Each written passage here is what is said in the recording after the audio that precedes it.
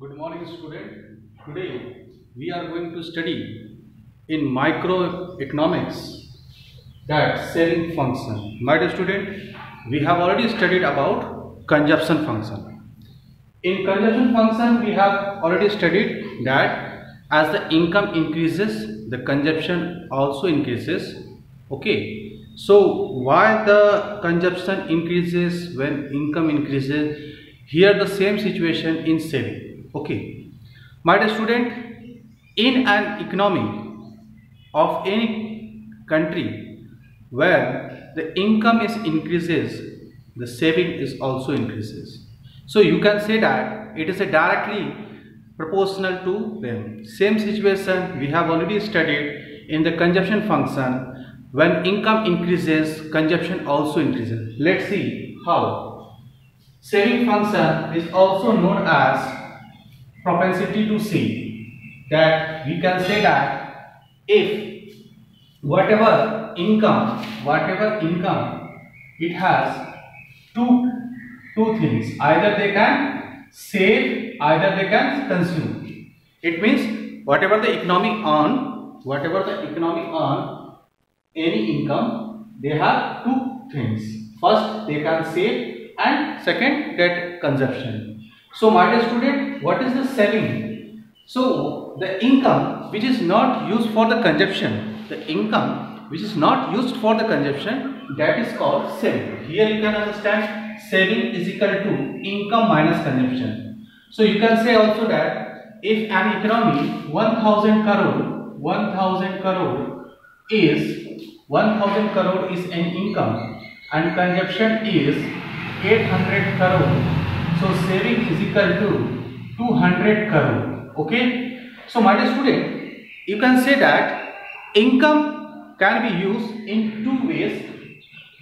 Either it is saved, either you can consume. My dear student, it is very important to know that why income is important to an economy. Let's see another relationship. Okay, the relationship between, there are two relationships. Okay, the first relationship, when income increases,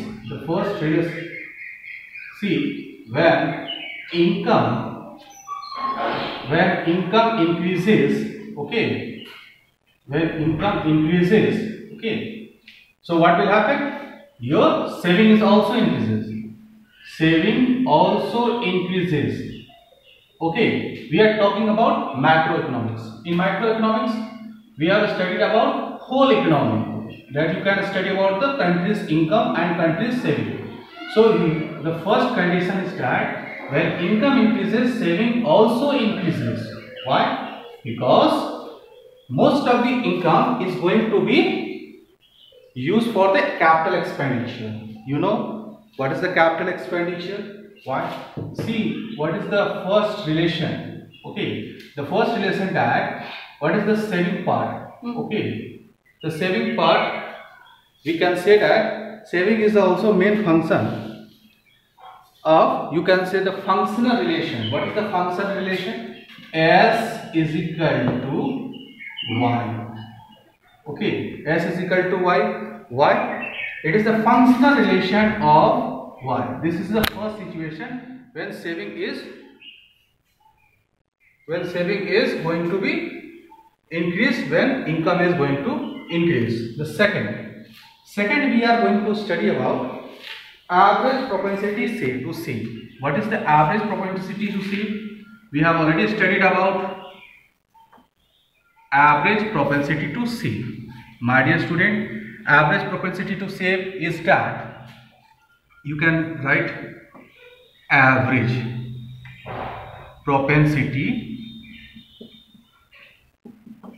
to save.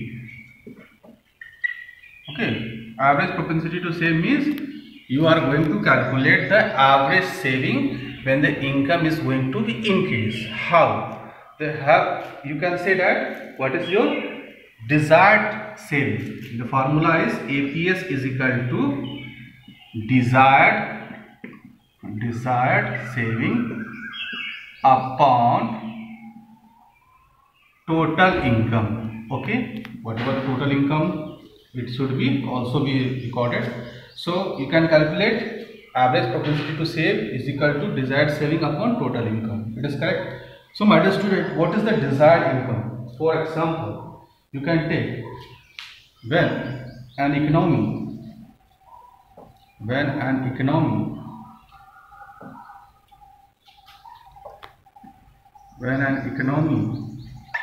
okay, level of income is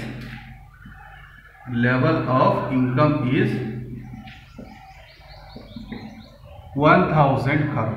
Okay, it means in an economy the income level is 1000 crore. So saving is how much?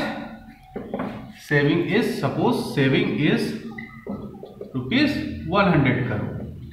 So what is the average propensity to save, my dear student? The average propensity to save is that you first calculate that average propensity to save. You calculate simple formula. What is your desired saving? 100. What is your total income? You just put it here. 100 upon 1000. You cut this one. You get 0.1. Okay. So my dear student, you can calculate average propensity to save, okay, with the help of the formula, whatever the desired saving and upon the total income. So when you can also say that in an economy the saving is increases, it means it is beneficial for our economy. So come to the next step, that is called MPS. Okay, what is the MPS? Calculate MPS. See, MPS is also very simple, we have already studied. That is third. MPS is equal to delta S upon delta Y. So what is the delta S, my dear student? Delta S means change in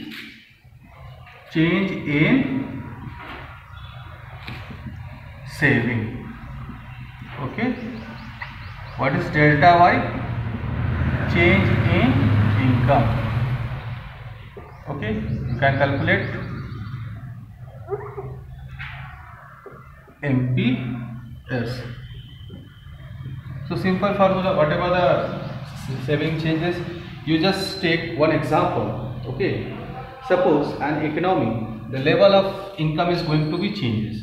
Previously the economy income was, you can take the chart. Okay, you can take the chart. Once you side take income, another side you take saving. Okay, first income was 1000 crore. Okay, and your saving was how much? You take another example. Suppose 1000 crore, your saving was 120 crore. Okay, that's 100 crore. If the income is going to be increased, your saving is also be going to be increased. Okay. So how to calculate the change of income, my dear student? If you are going to change in income, simple, delta Y is equal to 100,000 minus is equal to 100. Okay. What is the delta S? That is 120 minus 120 minus 100 is equal to 20. Okay. Simple. Then put it the formula here. So MPS is equal to delta S upon delta Y is equal to, what is the delta S? 20 upon 100, that is 0.2. Okay. Come to the next simple thing, that in the marginal propensity say, you can also write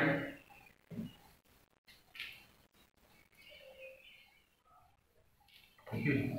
So in coming video I will explain the relationship between MPS and MPC. Okay, my dear student. So I hope you already understand this topic. Thank you.